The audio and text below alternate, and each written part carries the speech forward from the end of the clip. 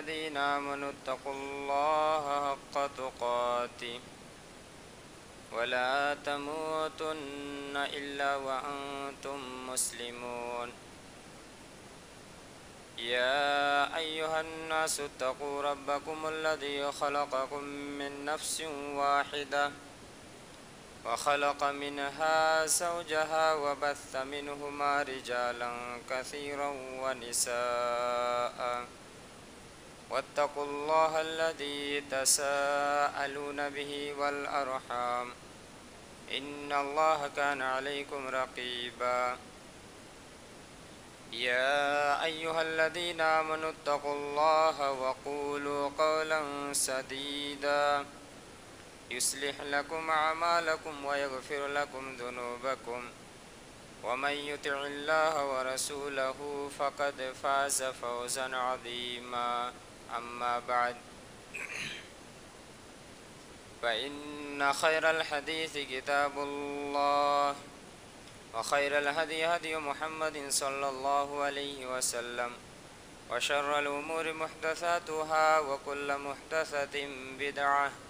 وكل بدعة ضلالة وكل ضلالة في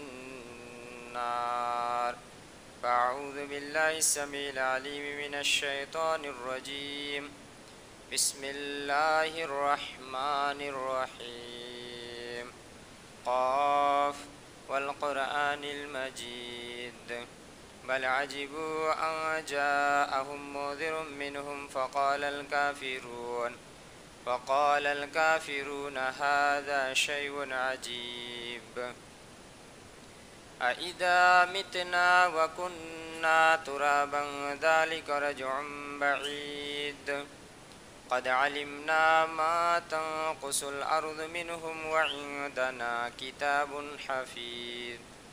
بل كذبوا بالحق لما جاءهم فهم في أمر مريج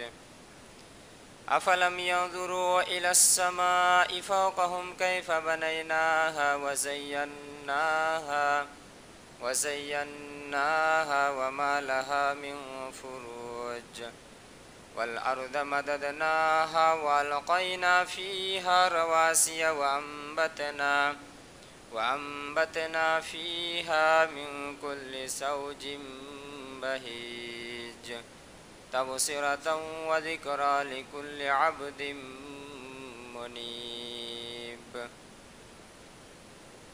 وقال الله تعالى في موضع آخر فإن لم يستجيبوا لك فاعلم أنما يتبعون أهواءهم ومن أضل ممن اتبع هواه بغير هدى من الله إن الله لا يهدي القوم الظالمين محترم سامعین کرام، حاضرین جمعہ، بزرگوں اور دوستوں، اسلامی بھائیوں، ہر قسم کی تعریف، توصیف، حمد و ثنا بس اللہ رب العالمین کے لیے لائق و سزاوار ہیں، جس نے ہمیں انسان کے روپ میں پیدا فرمایا اور ہمیں زندگی گزارنے کے لیے بے شمار انگنت نعمتوں سے نوازا۔ اس اللہ رب العالمین کی تعریف حمد و ثنا کرتے ہوئے ہم سب بیک زباں ہو کر کہیں الحمدللہ۔ بعدہ بالعموم اس کے تمام انبیاء کرام پر اور بالخصوص اس کے آخری نبی تاجدار مدنی احمد مجتبیٰ محمد مصطفیٰ رسول اکرم صلی اللہ علیہ وسلم پر لاکھوں کروڑوں درود و سلام نازل ہوں۔ اللہم صلی علیہ، اللہم بارک علیہ، وسلم علیہ تسلیما کثیرا۔ برادران اسلام، گزشتہ کئی جمعہ سے مسلک اہل حدیث کے تعلق سے باتیں ہو رہی تھی،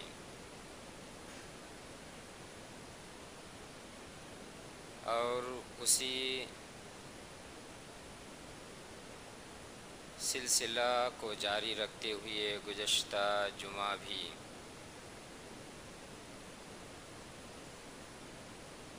اسی موضوع سے متعلق ایک اہم بحث کو پیش کیا گیا تھا۔ وہ بحث تھی کہ ہمیں قرآن و حدیث کو ہمارے اسلاف کرام کی فہم، ہمارے اسلاف کرام کی سمجھ کے مطابق سمجھنا ہے۔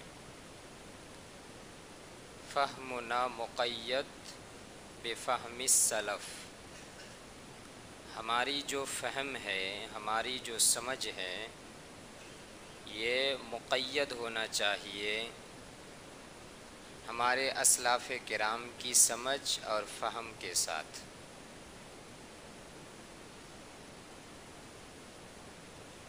ہم کسی آیت یا کسی حدیث کی تشریح اپنی طرف سے کرنے کی کوشش نہ کریں۔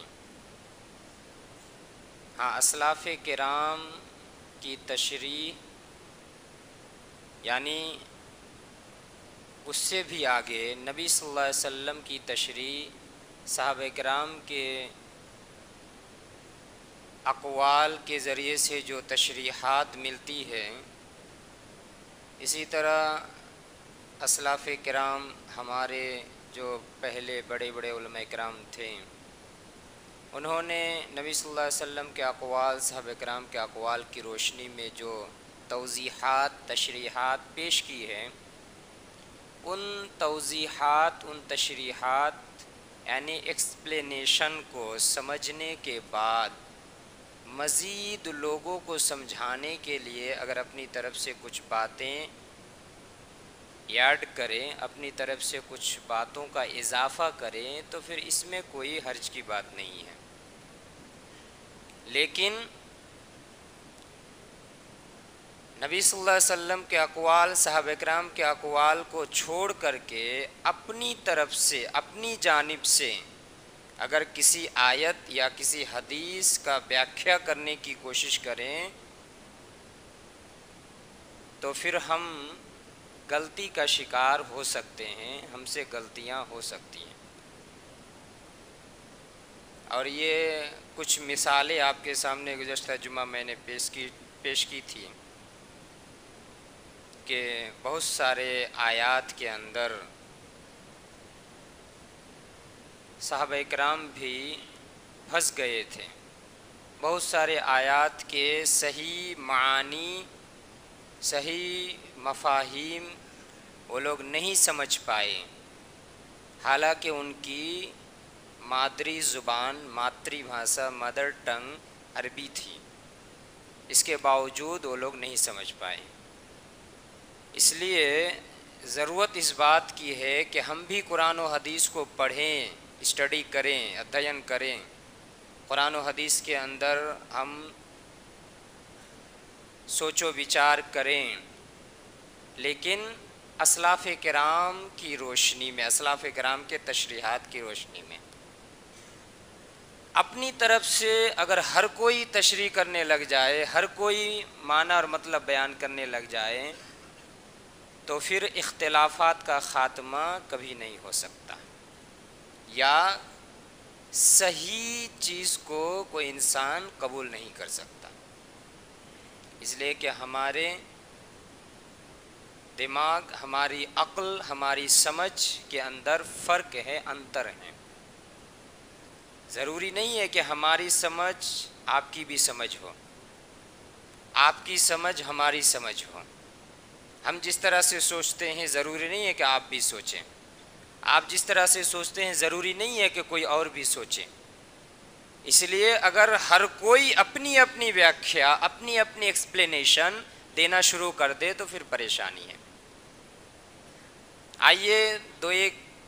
آیات مثال کے طور پر آپ کے سامنے آج بھی پیش کر رہا ہوں، جو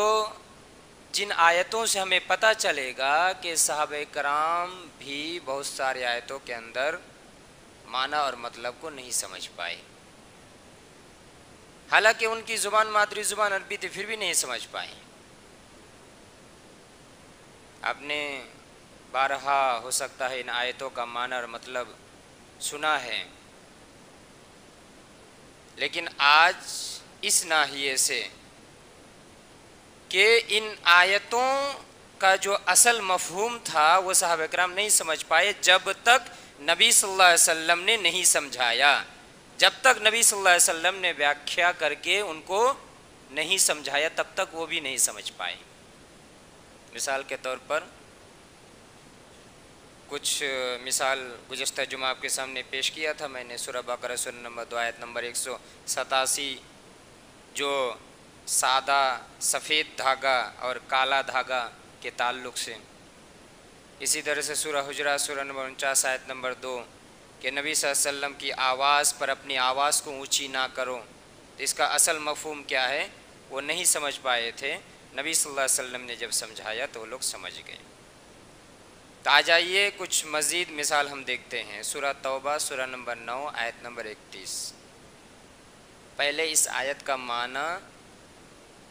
سہج سرل جو انوباد ہے اس انوباد کو سنیے، اور صحابہ کرام کو کیا پریشانی ہوئی، صحابہ کرام کون سی بات نہیں سمجھ پائے اور کیوں نہیں سمجھ پائے، اور نبی صلی اللہ علیہ وسلم نے کیسے سمجھایا، اس کو دیکھیے تو ہمیں پتہ چلے گا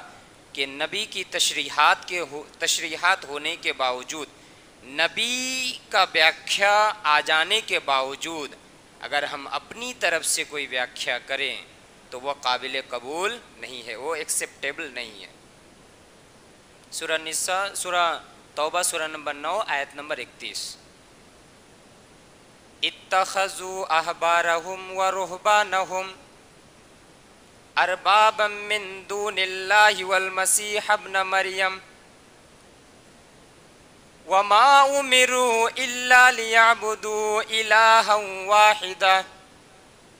لا الہ الا ہو سبحانہ عما یشرکون۔ یہود و نصارہ کے بارے میں اس آیت کے اندر بیان کیا گیا ہے۔ اللہ تبارک و تعالیٰ کا فرمان ہے اتخذوا احبارہم و رہبانہم، یہود و نصارہ میں سے کچھ لوگوں نے اپنے عالموں کو، اپنے مولویوں کو، اپنے جاننے والے لوگوں کو ارباب من دون اللہ، اللہ کو چھوڑ کر اپنا رب بنا لیا، اللہ کو چھوڑ کر اپنا رب بنا لیا، والمسیح ابن مریم، اور عیسیٰ علیہ السلام کو بھی اپنا رب بنا لیا۔ وما امروا الا ليعبدوا الہا واحدا، آگے اللہ تبارک و تعالیٰ کا بیان ہے حالانکہ ان لوگوں کو ایک الہ، ایک معبود، ایک اللہ کی عبادت کرنے کا حکم دیا گیا تھا، انہیں تو حکم دیا گیا تھا کہ ایک اللہ کی عبادت کیا کرو، ایک الہ کو مان لیا کرو، ایک اللہ کے سامنے آ کر کے سجدہ کیا کرو، لا الہ الا ہو، اس اللہ کے علاوہ تمہارا کوئی معبود نہیں، کوئی الہ نہیں، کوئی عبادت کے لائق نہیں، سبحانہ عما یشرکون، اور وہ اللہ تبارک و تعالی ان تمام چیزوں سے پاک اور پوتر ہے جو وہ لوگ اللہ کے ساتھ شریک کرنے کی کوشش کرتے ہیں۔ اس آیت کے اندر ذرا غور کیجئے، یہود و نصارہ کے بارے میں بیان کیا جا رہا ہے کہ ان لوگوں نے اللہ کو چھوڑ کر اپنے مولویوں کو اپنا رب بنا لیا۔ یہی چیز صحابہ کرام کو سمجھ میں نہیں آئی، صحابہ کرام کی عقل میں یہ بات نہیں بیٹھی۔ صحابہ کرام میں سے ایک عدی بن حاتم رضی اللہ تعالیٰ عنہ، ایک مشہور و معروف صحابی، نبی صلی اللہ علیہ وسلم کے پاس آتے ہیں۔ یہ حدیث آپ کو صحیح ترمذی للالبانی کے اندر یہ حدیث مل جائے گی۔ عدی بن حاتم رضی اللہ تعالیٰ عنہ نبی صلی اللہ علیہ وسلم کے پاس آتے ہیں اور شکایت کرتے ہیں۔ نبی صلی اللہ علیہ وسلم کے پاس آ کر کے وہ بیان کرتے ہیں، اے اللہ کے نبی، انا لسنا نعبد، ہم تو اپنے علماء کرام کی عبادت نہیں کرتے ہیں، ہم تو اپنے مولویوں کے سامنے سر بسجود نہیں ہوتے ہیں، ہم تو اپنے مولویوں کے سامنے ماتھا نہیں ٹیکتے ہیں۔ یہ جو یہود و نصارہ ہیں، ہم نے تو یہود و نصارہ کو نہیں دیکھا کہ ان لوگوں نے مولویوں کے سامنے اپنا ماتھا ٹیکا ہے، مولویوں کے سامنے سجدہ کیا ہے۔ ہم نے تو کسی یہودیوں کو نہیں دیکھا، کسی نصارہ کو نہیں دیکھا کہ انہوں نے اپنے مولویوں کے سامنے سجدہ کیا، مولویوں کے سامنے ماتھا ٹیکا، مولویوں کے سامنے ان کی عبادت کرنے لگ گئے۔ ہم نے تو ایسا نہیں دیکھا۔ پھر کیوں کہا جا رہا ہے؟ اللہ تبارک و تعالیٰ نے کیوں بیان کیا کہ یہود و نصارہ میں سے کچھ لوگوں نے اپنے مولویوں کو اللہ کو چھوڑ کر اپنا رب بنا لیا ہے؟ یہ کیسا معاملہ ہے؟ ہم نے تو کسی یہودیوں کو نہیں دیکھا کہ وہ مولوی کے سامنے سجدہ کرتے ہیں۔ ہمیں یہ بات سمجھ میں نہیں آتی ہے۔ اللہ تبارک و تعالیٰ کا بیان ہے، اللہ تبارک و تعالیٰ کا فرمان ہے، یہ جھوٹا تو نہیں ہو سکتا، یہ غلط تو نہیں ہو سکتا، لیکن ہماری فہم میں، ہماری سمجھ میں نہیں آ رہی ہے۔ اے اللہ کے نبی، اس کا معنی کیا ہے؟ اس کا مطلب کیا ہے؟ نبی صلی اللہ علیہ وسلم جواب دیتے ہیں، اے عدی بن حاتم سنو، یہ جو مولوی یہود و نصارہ کے مولوی ہیں، ان مولویوں نے جن چیزوں کو حلال کر دیا، یہ یہود و نصارہ نے اپنے مولویوں کی باتیں سن کر کے، آنکھیں بند کر کے، بغیر تحقیق کے اپنے مولویوں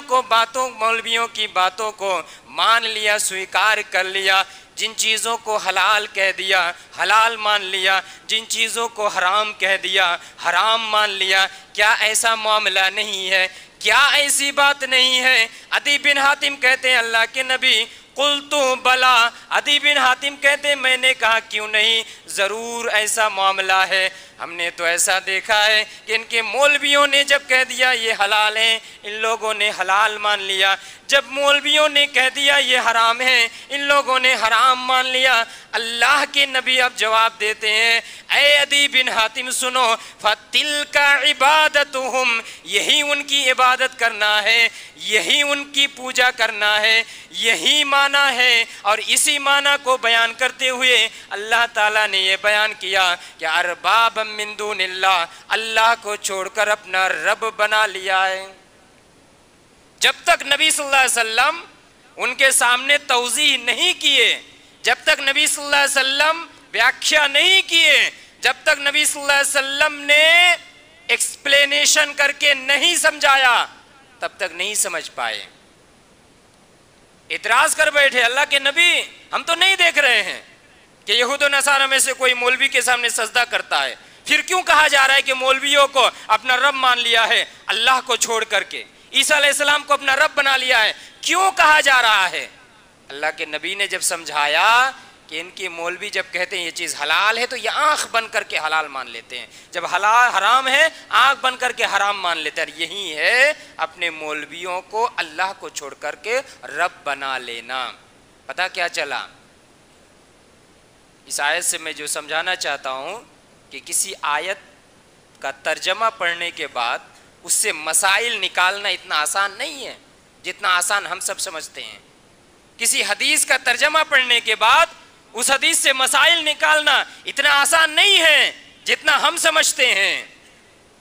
قرآن و حدیث آسان ہے، میں بار بار کہہ رہا ہوں، لیکن ان لوگوں کے لیے جو محنت کرتے ہیں، مشقت کرتے ہیں، جو پڑھتے ہیں، قرآن و حدیث کو لے کر کے ہمیشہ جو پڑھے رہتے ہیں، ایسے لوگوں کے لیے آسان ہے۔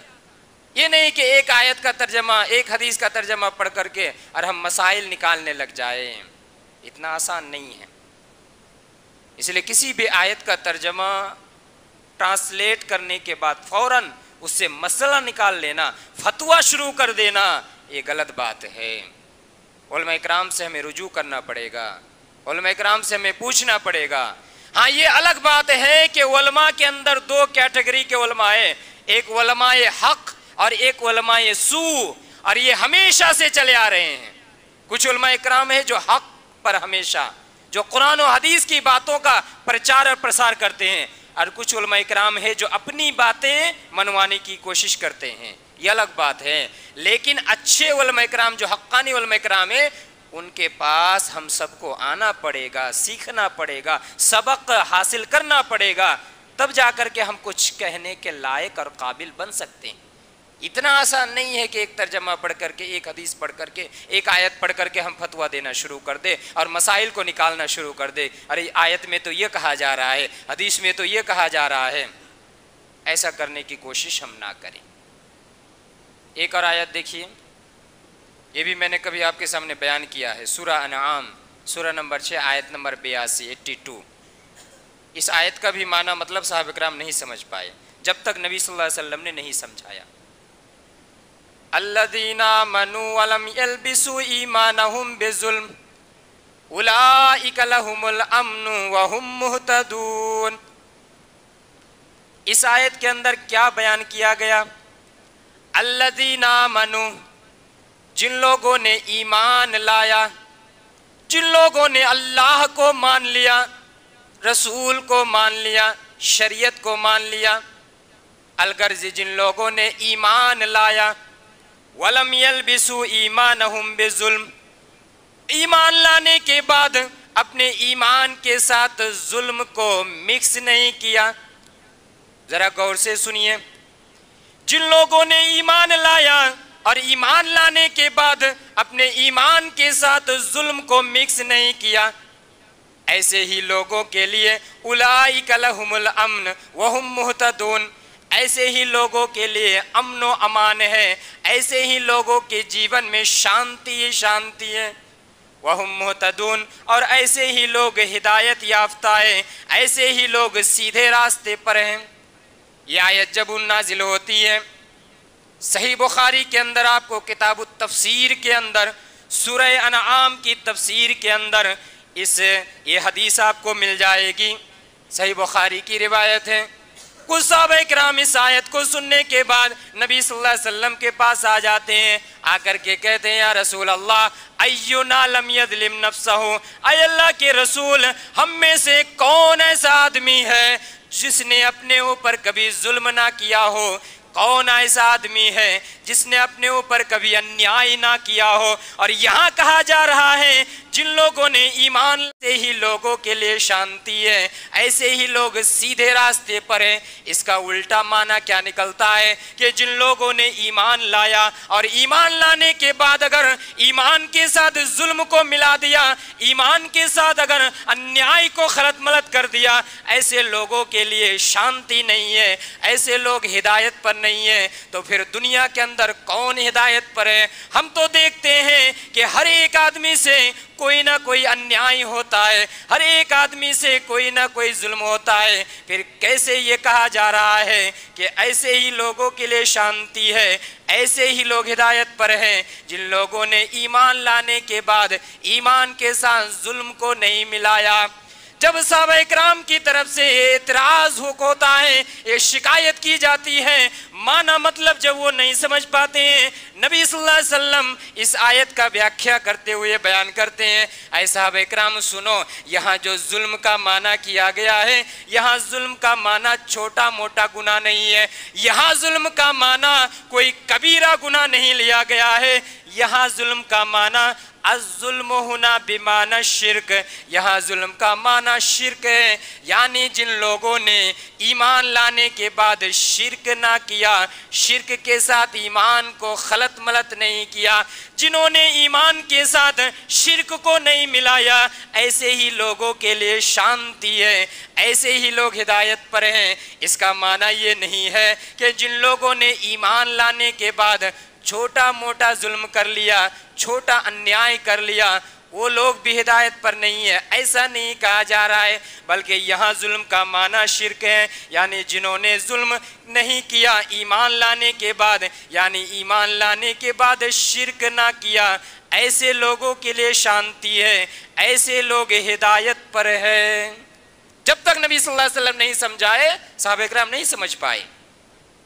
ظلم کا معنی تھوڑا سا واضح کر دوں میں آپ کے سامنے، ظلم کا معنی کا ایک ہوتا ہے، ظلم کا ایک معنی ہوتا ہے چھوٹا موٹا گناہ، چھوٹا انیائے اتیاچار، راستے میں آپ نے کسی کو کوئی بڑی بات کہہ دی، آپ نے کسی کو غصے میں آ کر کے ایک تماچا لگا دیا، یہ بھی ظلم ہے۔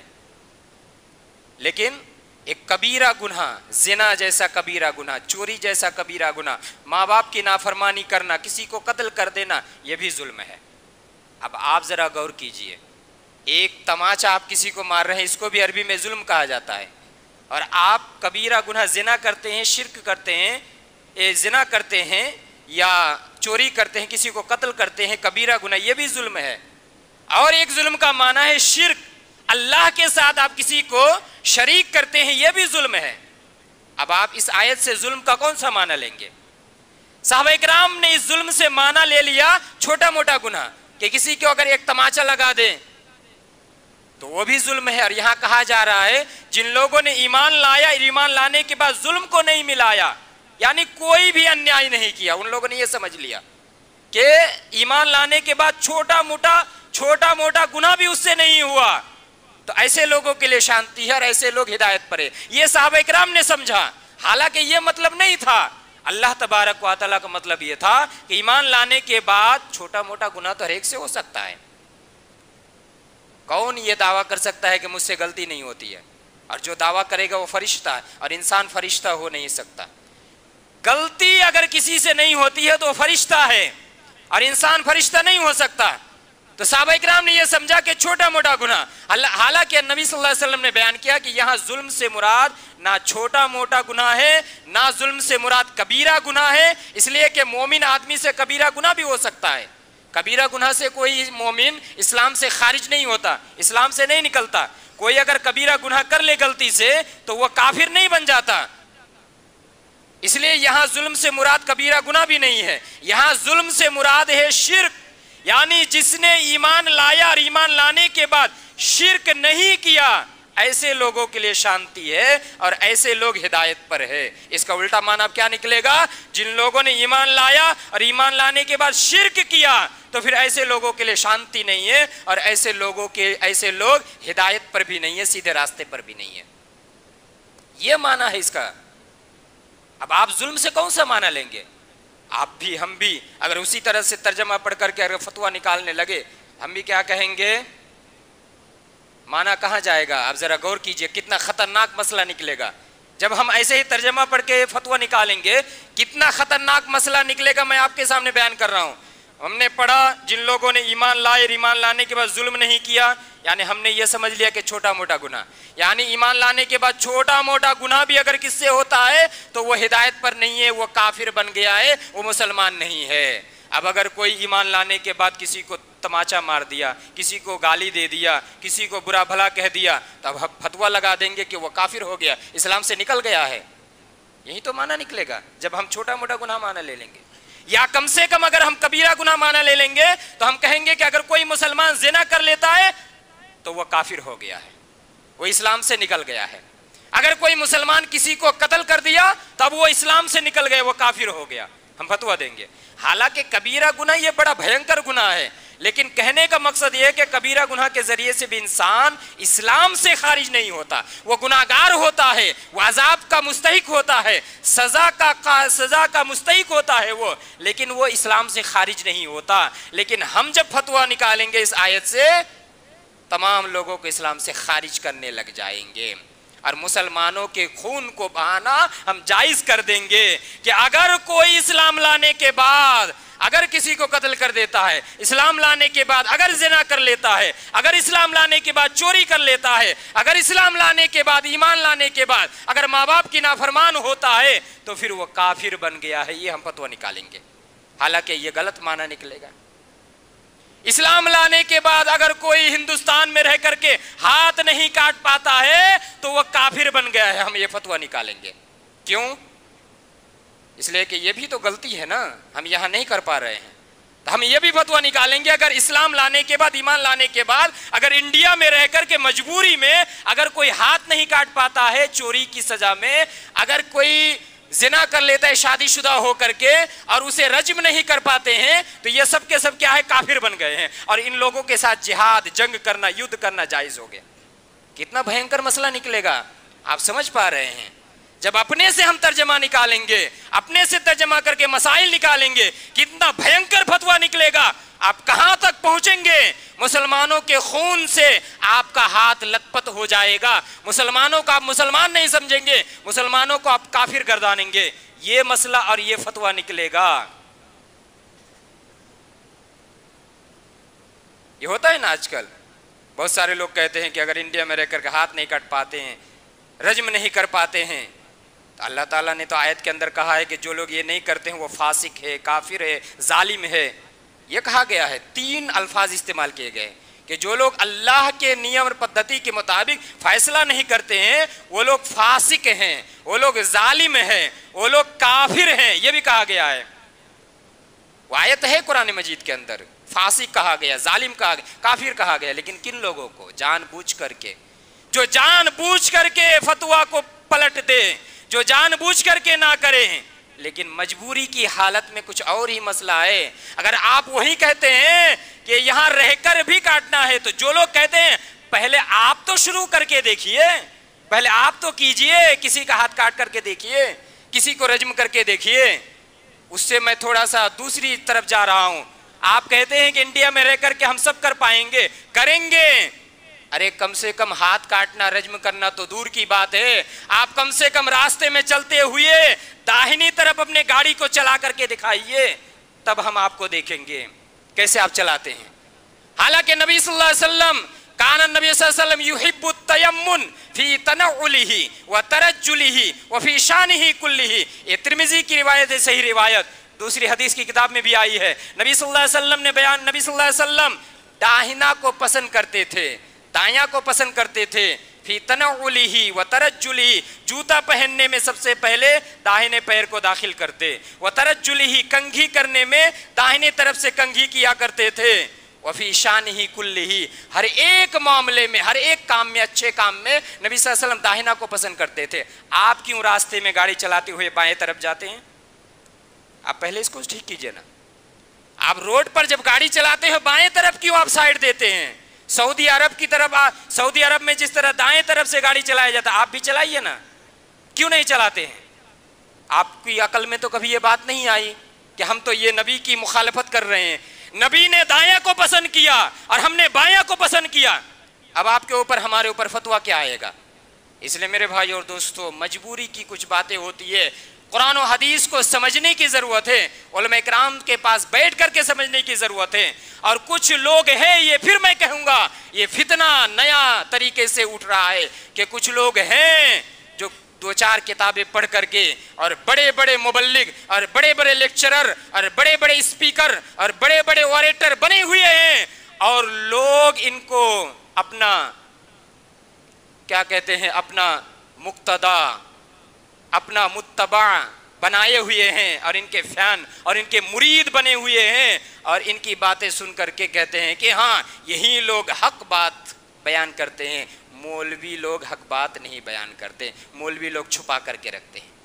ہاں یہ حقیقی ہے، حقیقت بات ہے کہ مولویوں کے اندر بھی علماء سو ہے جو اپنی باتوں کو منانے کی کوشش کرتے ہیں، لیکن ہر مولوی ایسا نہیں ہے، اور اس کے چکر میں آپ اپنی طرف سے مسائل کو غلط ملت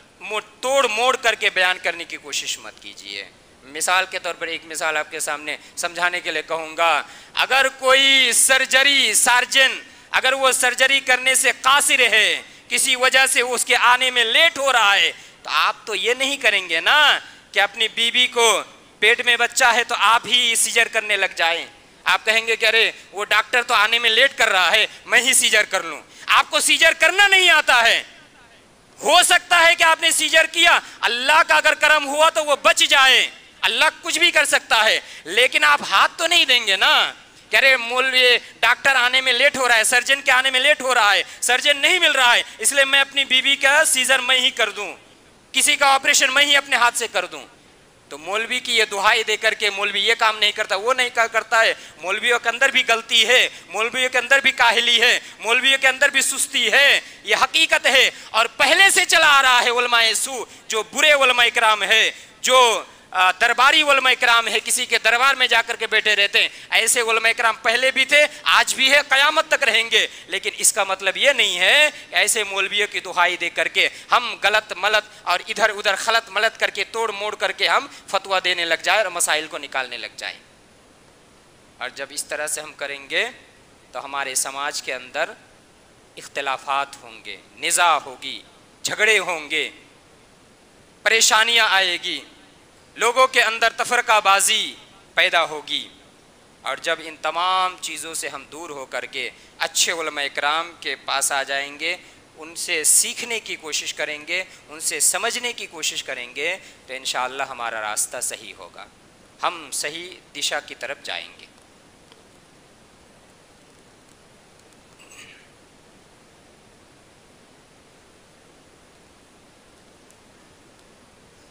खुलासा कलाम ये है कि हम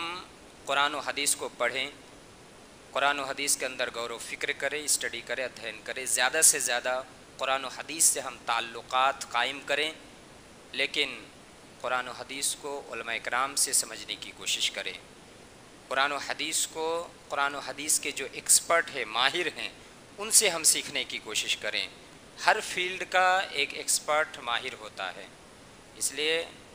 किसी भी फील्ड में हम जानना चाहते हैं, उस फील्ड के माहिर से जिस तरह से हम सीखते हैं, अगर हम दावत का काम करना चाहते हैं, अगर हम कुरान व हदीस समझना चाहते हैं, तो इस फील्ड के जो माहिरीन हैं, इस फील्ड के जो एक्सपर्ट है, पारदर्शी हैं, ऐसे लोगों से हम सीखने की कोशिश करें